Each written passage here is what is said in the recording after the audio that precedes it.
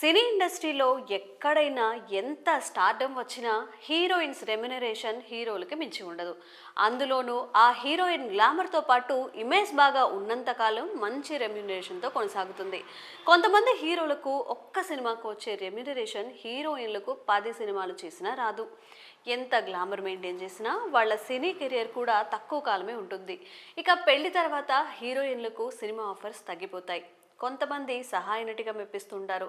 అందుకే కథానాయకులు తమ క్రేజ్ ఉన్నప్పుడే భారీగా పారితోషికం తీసుకోవడానికి ట్రై చేస్తూ ఉంటారు. అందుకే కొంతమంది హీరోయిన్లు దీపం ఉండగానే ఇల్లు చక్కబెట్టుకోవాలి అనే సామెతను ఫాలో అవుతూ ఉంటారు.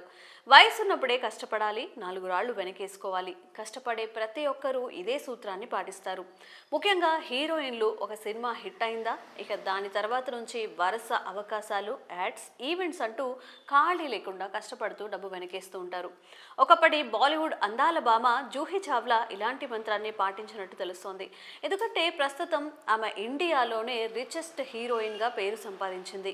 ఒకప్పుడు బాలీవుడ్లో అత్యధిక రెమ్యునరేషన్ తీసుకునే హీరోయిన్లలో చాలా మందే ఉన్నా ఆస్తుల విషయంలో మాత్రం జూహీనే మొదటి స్థానంలో ఉన్నారు. ఐశ్వర్యరాయ్, మాధురి దీక్షిత్, కాజోల్ వంటి టాప్ హీరోయిన్లతో కలిసి పనిచేసింది.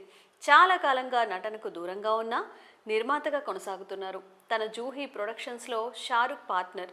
డ్రీమ్ అన్లిమిటెడ్, రెడ్ చిల్లీస్ ఎంటర్టైన్మెంట్తో జూహీ చావ్లా పార్ట్నర్గా వ్యవహరిస్తున్నారు. షారుఖ్ కొనుగోలు చేసిన ఐపీఎల్ టీం కోల్కతా నైట్ రైడర్స్లో కూడా ఆమె పార్ట్నర్గా ఉన్నారు. ఓవైపు సినిమాల్లో నటిస్తూనే ఇలా పలు వ్యాపారాలు చేయడంతో జూహీ చావ్లా ఆస్తులు విపరీతంగా పెరిగిపోయాయి. ప్రస్తుతం ఆమె ఆస్తులు అక్షరాల 4,600 కోట్లు. అమితాబ్ బచ్చన్, షారూఖ్, సల్మాన్ వంటి స్టార్ హీరోల కంటే అత్యధిక ఆస్తులు సంపాదించింది. ప్రతి ఏడాది మన దేశంలో సంపన్నుల జాబితాను వెల్లడించే హురూన్ ఇండియా సంస్థ గత ఏడాదికి గాను విడుదల చేసిన జాబితాలో సినిమా హీరోయిన్లలో జూహీ చావ్లా మొదటి స్థానంలో నిలిచారు. ఆమె ఆస్తులు 4,600 కోట్లు. ఇక ఇండస్ట్రీలో షారుఖ్ ఖాన్ ఆస్తులు 7,300 కోట్లతో మొదటి స్థానంలో ఉండగా రెండో స్థానంలో జూహీ నిలబడింది. వీరిద్దరి తర్వాత మూడో ప్లేస్లో హృతిక్ రోషన్ 2,000 కోట్లతో నిలబడగా అమితాబ్ 1,200 కోట్లతో 4వ స్థానం కైవసం చేసుకున్నారు. 1984లో మిస్ ఇండియాగా గెలిచి అందరి దృష్టిని తన వైపు తిప్పుకున్న జూహీ 1986లో విడుదలైన సుల్తానేట్ సినిమాతో బాలీవుడ్ ఎంట్రీ ఇచ్చింది. మొదటి సినిమా అంత ఆశించిన ఫలితాన్ని అందుకోలేకపోయినా 1987లో కన్నడ భాషలో రవిచంద్రన్ దర్శకత్వం వహించిన ప్రేమలోక సినిమా జూహీ జీవితాన్ని మార్చేసిందనే చెప్పొచ్చు. 1990లో ఆమె నటించిన ప్రతిపన్ సినిమా ఇండస్ట్రీలోనే అతి పెద్ద హిట్గా నిలిచింది. హిందీ భాషలోనే కాక పంజాబీ, మలయాళం, కన్నడ, తమిళ, తెలుగు, బెంగాలీ భాషల్లో కూడా సినిమాలు చేశారు చావ్లా.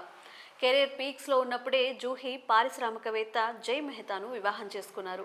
వీరికి 2 పిల్లలు. ఓవైపు సినిమాల్లో నటిస్తూ ఇలా పలు వ్యాపారాలు చేయడంతో జూహీ చావ్లా ఆస్తులు విపరీతంగా పెరిగిపోయాయి. మీకేమనిపిస్తుంది? ఇలాంటి స్టోరీస్ అన్ని విన్నప్పుడు మనం కూడా ఒక బిజినెస్ స్టార్ట్ చేయాలి, మంచి హైట్స్కి వెళ్ళాలని అనిపిస్తుంది కదా. All the best for you all.